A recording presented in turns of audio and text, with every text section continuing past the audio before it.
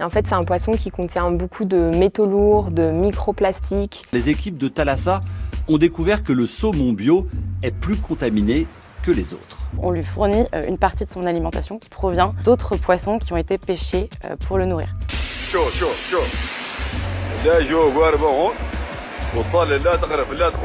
1 kg de saumon consommé, ça génère entre 7 et 10 kg de CO2.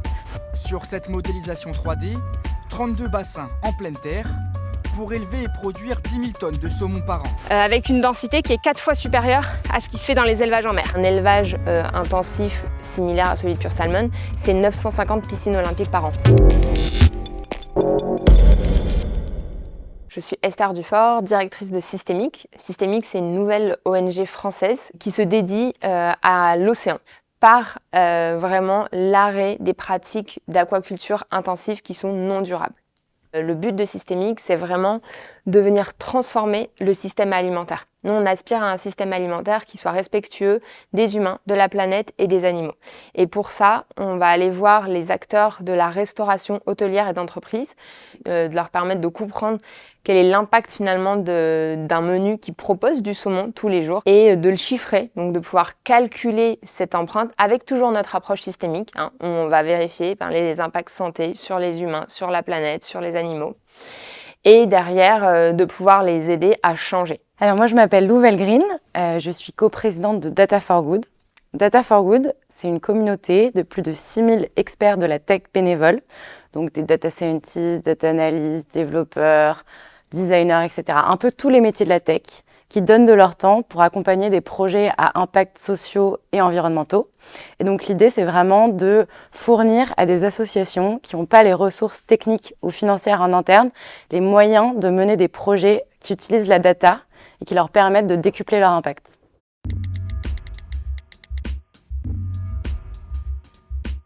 Dans l'imaginaire collectif, souvent on se dit « Ah, le saumon, c'est un bon poisson gras qui nous apporte des oméga 3, c'est super ». Et en fait, c'est un poisson qui contient beaucoup de métaux lourds, de microplastiques, mais aussi qui est une source de contamination aux PFAS, donc aux polluants éternels. Et en parallèle, il y a une idée reçue qui est assez forte, qu'on aime beaucoup rappeler. Souvent, on se dit « Bon, du coup, je vais manger du saumon bio ». Le saumon bio, il consomme beaucoup plus de produits d'origine marine, donc des petits poissons qui sont transformés en farine de poisson. Il en a beaucoup plus dans son alimentation. Donc de fait, quand on consomme du saumon bio, en fait, on a beaucoup plus de risques d'être contaminé aux métaux lourds. Les équipes de Thalassa ont découvert que le saumon bio est plus contaminé que les autres. Avec l'aide du magazine 60 millions de consommateurs, les journalistes ont analysé 25 marques de saumon. On a des tendances qui montrent que le bio est plus contaminé en mercure, en arsenic par exemple, et qu'on retrouve cette tendance en Écosse, en Irlande et en Norvège. 99,9% du saumon qu'on consomme provient d'élevage intensif en cage marine. Donc si on regarde la question des émissions de CO2, l'industrie du saumon, aujourd'hui, elle représente 16 millions de tonnes de CO2 par an. C'est l'équivalent des émissions de CO2 d'un pays comme la Croatie. 1 kg de saumon consommé, ça génère entre 7 et 10 kg de CO2. Donc en termes de CO2, c'est énorme. 90% de ces émissions, elles proviennent de la chaîne de valeur du saumon et en particulier du transport, mais principalement de la question de l'alimentation. Le saumon, c'est un poisson carnivore. Et donc, on lui fournit une partie de son alimentation qui provient d'autres poissons qui ont été pêchés pour le nourrir. Donc, si on regarde par exemple les croquettes traditionnelles qu'on donne à manger au saumon, dans le conventionnel, il y a 70% de l'alimentation de cette croquette, de la production de cette croquette qui provient de soja, donc qui est végétal. Soja, donc ça veut dire énormément de déforestation pour pouvoir créer cette alimentation, et puis 30% qui provient du coup de d'autres petits poissons qui ont été pêchés, principalement en Afrique de l'Ouest et au Chili. Et donc ça, c'est aussi un impact monstrueux parce que en fait, on va détourner de la sécurité alimentaire locale, on va détourner de la production locale pour venir produire massivement du poisson qu'on consomme principalement en Occident. Cette vidéo a été filmée à Nouadhibou, en Mauritanie.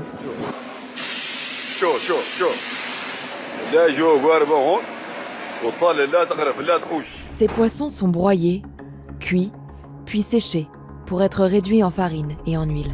Quand on connaît l'état de l'océan et le peu de populations de poissons qui sont dites encore à l'équilibre, c'est-à-dire qu'elles arrivent un peu à se reproduire et ce n'est que 6%, il y a un petit souci. On sait qu'en fait on a atteint une limite planétaire, les scientifiques le disent, hein. En fait à un moment on ne pourra plus pêcher de poissons puisqu'ils n'ont même pas le temps de se reproduire tellement on en pêche.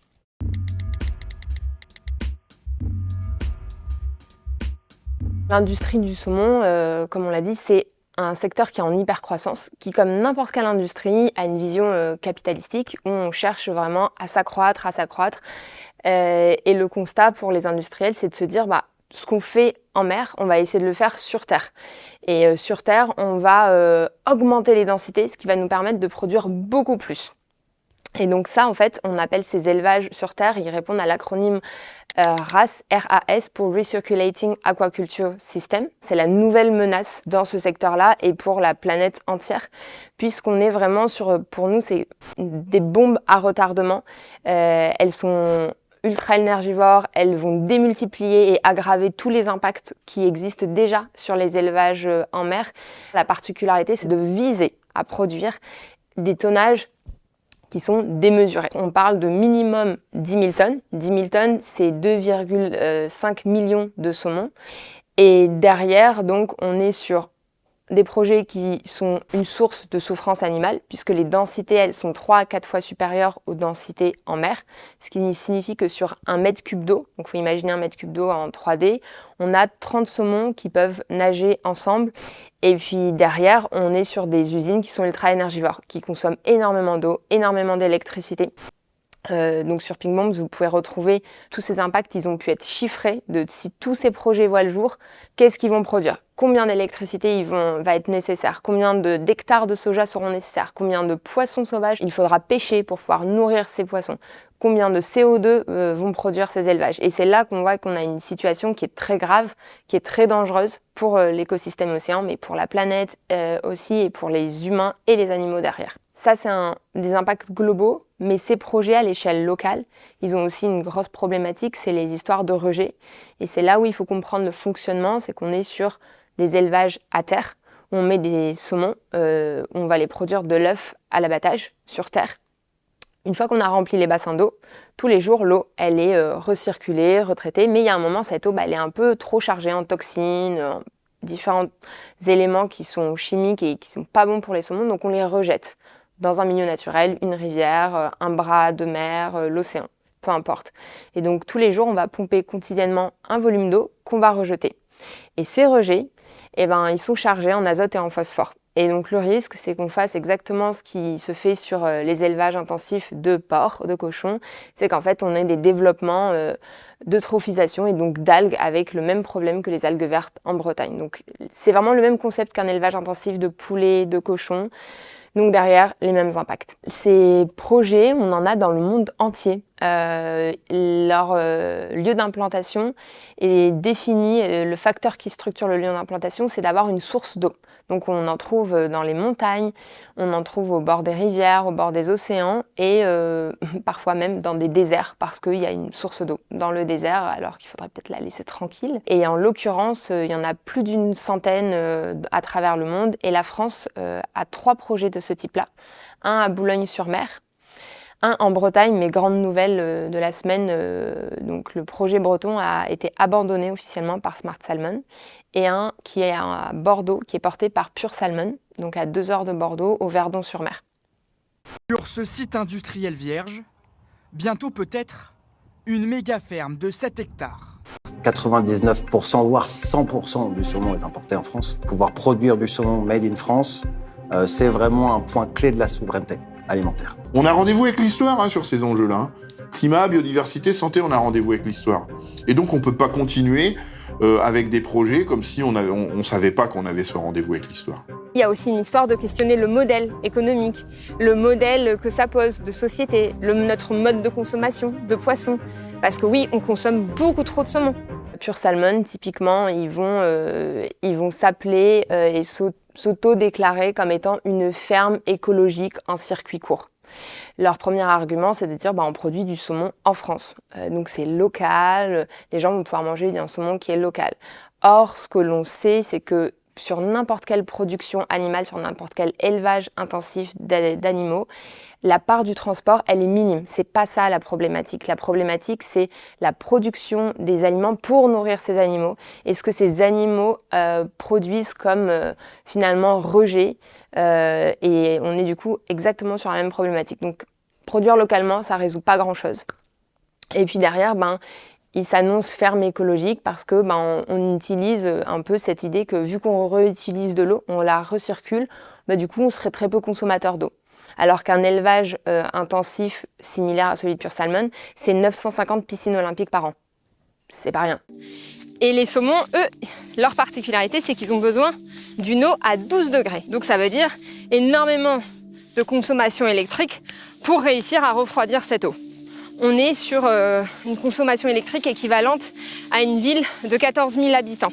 Ça faisait 1 an qu'on était mobilisés contre Pure Salmon et en fait cette mobilisation, elle a pris très vite un virage assez inattendu. Au bout de 6 mois, Pure Salmon nous a assignés en justice pour diffamation. Et donc directement, on nous a demandé de retirer nos contenus, la pétition et surtout 30 000 € de frais.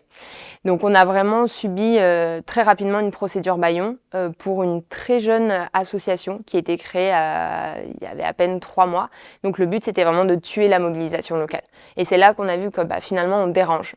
On informe alors que jusqu'à présent, ils pouvaient faire un petit peu leur projet de leur côté sans qu'il y ait trop de personnes qui posent des questions.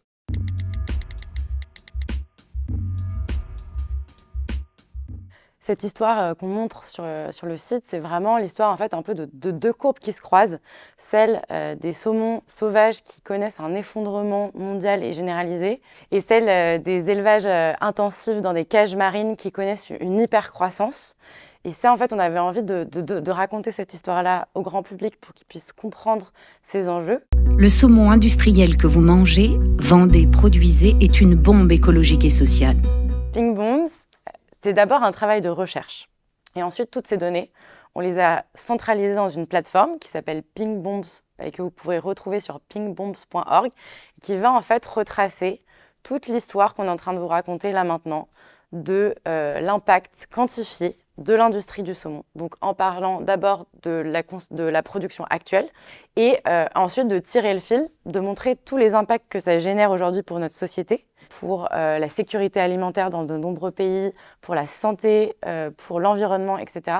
Et ensuite de mettre la lumière par le biais d'une cartographie interactive, une carte interactive que vous pouvez aller consulter, où vous pouvez voir vraiment très concrètement tous les projets qui existent dans le monde, leur état d'avancement, quelles sont les entreprises parfois qui les portent, et du coup visualiser de manière très ludique l'impact concret de ces projets.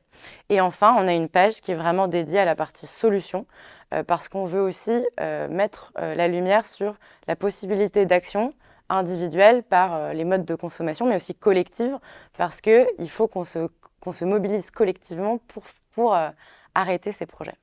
Pure Salmon, c'est le seul projet actuellement en France contre lequel on peut encore se mobiliser, on peut encore empêcher. Et on a besoin finalement que ça soit l'État qui légifère, qui intervienne pour soutenir. Parce que ces projets, on ne va pas les arrêter les uns après les autres. Donc on a vraiment besoin à un moment qu'il y ait un moratoire qui dise stop. On va vraiment d'abord évaluer ces projets. Est-ce qu'ils sont en adéquation avec nos objectifs climat, avec la stratégie d'aquaculture durable de l'Union européenne, avec toutes les directives, avec le besoin de protéger la ressource en eau, avec le besoin de respecter la condition des animaux.